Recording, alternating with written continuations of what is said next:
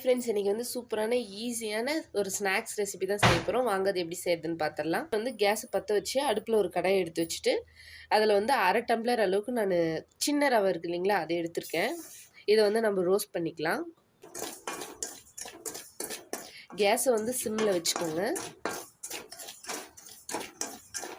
இது light brownish கலரில் வந்து இந்த ரவை வந்து சேஞ்ச் ஆகணும்.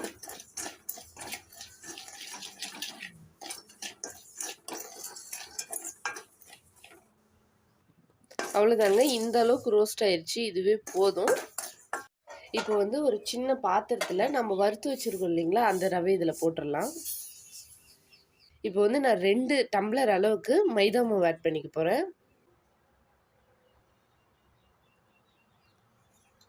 இப்போ இது எல்லாத்தையுமே நல்லா மிக்ஸ் ஆகிக்கலாம். ரவையும் மைதா மாவும் நல்லா மிக்ஸ் ஆகணும். அந்த அளவுக்கு நல்லா மிக்ஸ் பண்ணிக்கோங்க.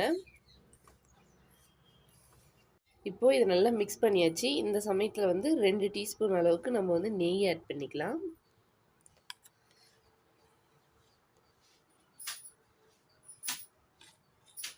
இதையும் நல்லா மிக்ஸ் பண்ணிக்கலாம். இப்போ அவ்வளோதான், இது எல்லாமே நல்லா மிக்ஸ் பண்ணியாச்சு. இந்த சமயத்தில் நம்ம வந்து கொஞ்சம் கொஞ்சமாக நம்ம தண்ணி ஆட் பண்ணி இதை வந்து ஒரு சப்பாத்தி மாவு பதத்துக்கு வந்து நம்ம பிசைஞ்சு எடுத்துக்கலாம். இந்த அளவுக்கு நம்ம வந்து நல்லா டைட்டாக ஓரளவு பிசைஞ்சிருக்கோம், சப்பாத்தி மாவு அளவுக்கு. நீங்களே உங்களுக்கே பார்த்தா நல்லா தெரியும். இங்கே பாருங்கள், இது வந்து நல்லா அழுத்தம் கொடுத்து பிசைஞ்சு எடுத்துக்கோங்க. சப்பாத்தி கட்டை எடுத்து இதில் வந்து ஆயில் ஆட் பண்ணி ஃபுல்லாக ஸ்ப்ரெட் பண்ணி விட்டுக்கோங்க. இப்போது நம்ம பிசைஞ்சு வச்சுருக்கிற மாவை வந்து நல்லா வந்து சப்பாத்தி கட்டையில் வச்சு தேய்ச்சி எடுத்துக்கலாம். ஓரளவு நல்லா தப்பமாக தேய்ச்சிக்கணும், மெலிசாக தேய்க்கக்கூடாது. இப்போ நாம் இது வந்து ஸ்கொயர் ஷேப் கட் பண்ணி எடுத்துக்கலாம்.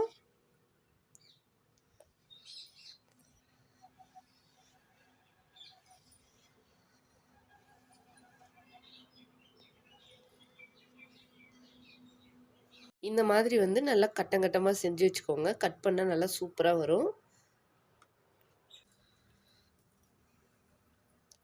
இப்போ எண்ணெய் வந்து நல்லா காஞ்சிருச்சு. நம்ம செஞ்சு வச்சுருக்கிறது இதில் ஒவ்வொன்றா போட்டு நம்ம பொரித்து எடுத்துக்கலாம். நல்லா ப்ரௌனிஷ் கலரில் இதெல்லாம் வந்து சேஞ்ச் ஆகணும். இந்த அளவுக்கு நல்லா ப்ரௌனிஷ் கலரில் மாறிடுச்சு. இந்த ஸ்டேஜில் நம்ம வந்து இதை எடுத்துடலாம். எடுத்து தனியாக ஒரு பாத்திரத்தில் வச்சிடலாம். அதே மாதிரி மற்ற எல்லாத்தையுமே நம்ம போட்டு பொரித்து எடுத்துக்கலாம். இப்போது எல்லாமே பொரித்து எடுத்துட்டோம். இந்த சமயத்தில் ஒரு பாண்டில் 1.5 கப் அளவுக்கு நம்ம வந்து சர்க்கரை எடுத்துக்கலாம். இதில் வந்து ஒரு 3/4 டம்ளர் அளவுக்கு நம்ம வந்து தண்ணி ஊற்றிக்கலாம். இந்த சர்க்கரையெல்லாம் நல்லா கரையணும்.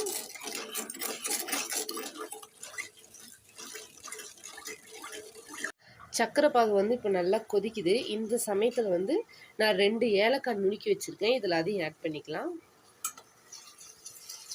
அவ்வளோதாங்க, இந்த அளவுக்கு இருந்தால் போதும். ரொம்ப தண்ணி மாதிரி இருக்க வேண்டாம், ரொம்ப கெட்டியாகவும் இருக்க வேண்டாம். இந்த சமயத்தில் கேஸ் ஆஃப் பண்ணிவிட்டு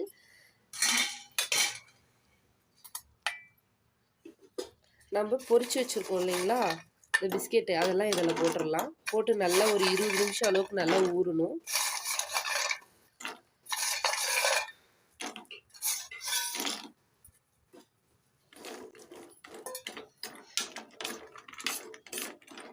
இது ஃபுல்லாக நல்லா கலந்து வச்சுருங்க. அவ்வளோதாங்க, சூப்பராக ஊறிடுச்சு. சூப்பராக ஈஸியாக ஒரு ஸ்நாக்ஸ் ரெசிபிங்க. நீங்களும் உங்கள் வீட்டில் ட்ரை பண்ணி பாருங்கள். மறக்காமல் வில்லேஜ் ஃபுட் ஜங்ஷன் சேனலுக்கு சப்ஸ்கிரைப் பண்ணிவிடுங்க.